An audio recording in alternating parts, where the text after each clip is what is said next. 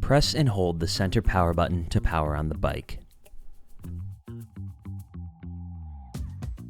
Hold down the plus and minus buttons simultaneously to reach the settings menu. Scroll down and press the center button to select the battery lock page, and then press it once again to unlock and eject the battery. Place your hand below the battery to support it. Once the top end of the battery is disengaged, press the handle to release the battery and lift it out of the bike. Use a 2.5mm hex wrench to remove the two controller cover bolts and then lift up the controller cover plate to access the connections.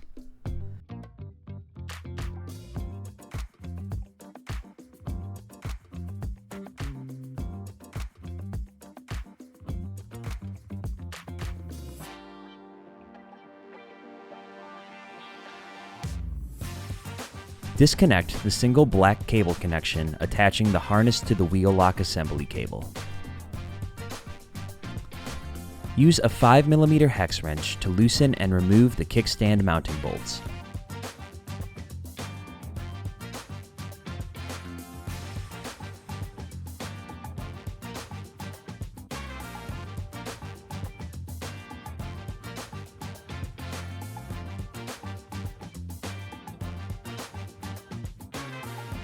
Remove the kickstand.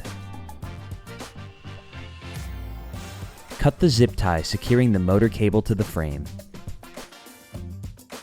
Unthread the lock rings and disconnect the motor connection by pulling the two motor connection plugs apart. Use a 19mm socket to loosen and remove the axle nut and washer. Repeat these steps on the non-drive side.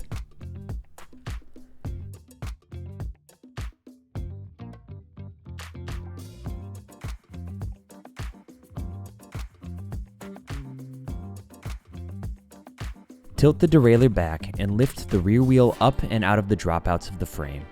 Note the position of the torque washers.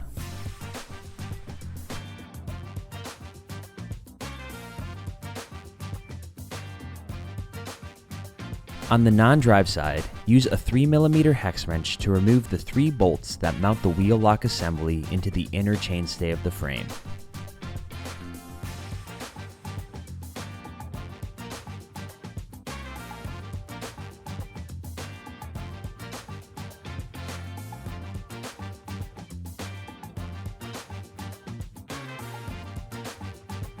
Lift out the wheel lock mechanism and guide the cable out of the frame.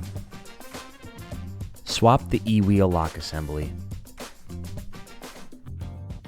Guide the cable from the lock assembly back into the chainstay of the frame and reconnect it to the harness by aligning the arrows to one another and firmly pressing the connection together.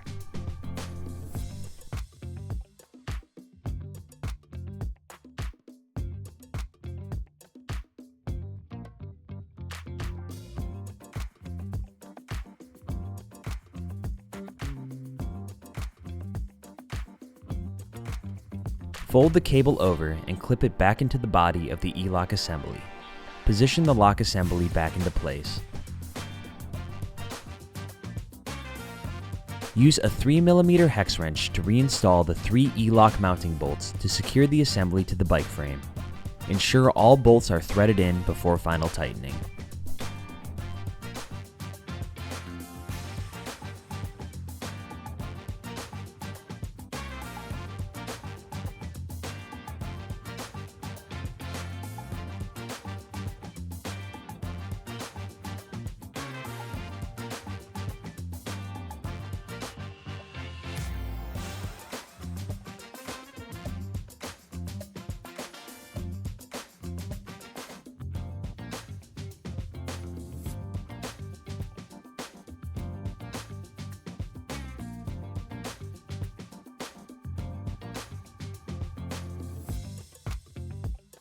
Guide the controller and cover assembly back into the frame of the bike.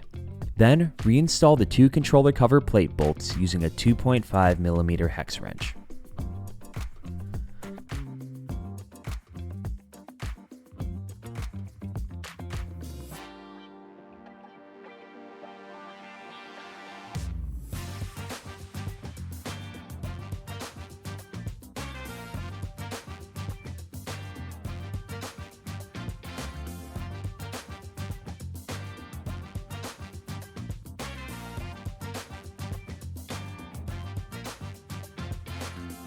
Lift the derailleur back, guide the rear wheel back into the frame, and ensure the axle fits fully into the dropouts of the frame.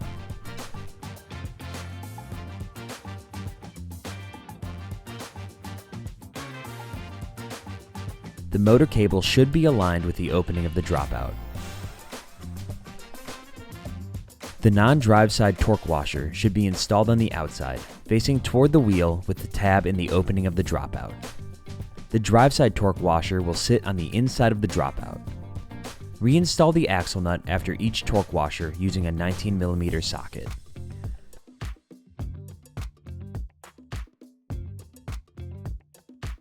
Torque the rear axle nuts to 40 to 50 Newton meters.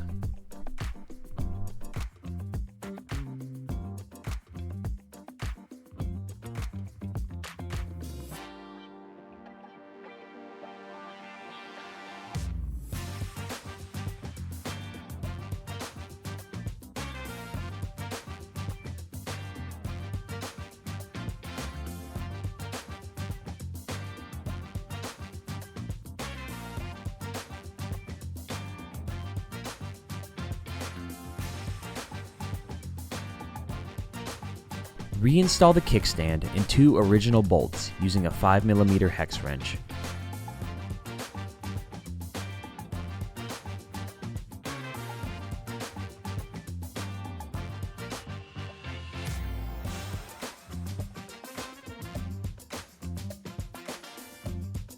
Torque the bolts to 9 to 12 Newton meters.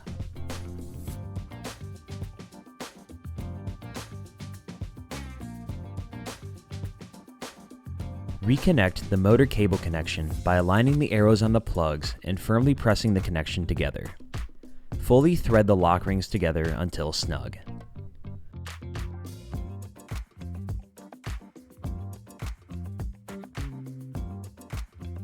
Replace the zip tie to attach the cable to the frame.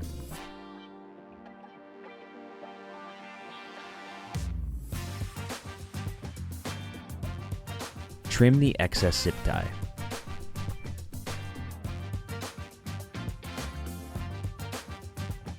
With the bike upright, reinstall the battery by inserting the bottom first and pressing the top to lock it in place.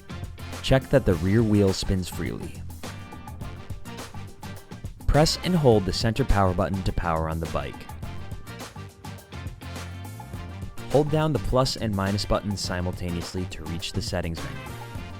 Scroll down, press the center button to select the bike lock page, and then press it again to engage the bike lock.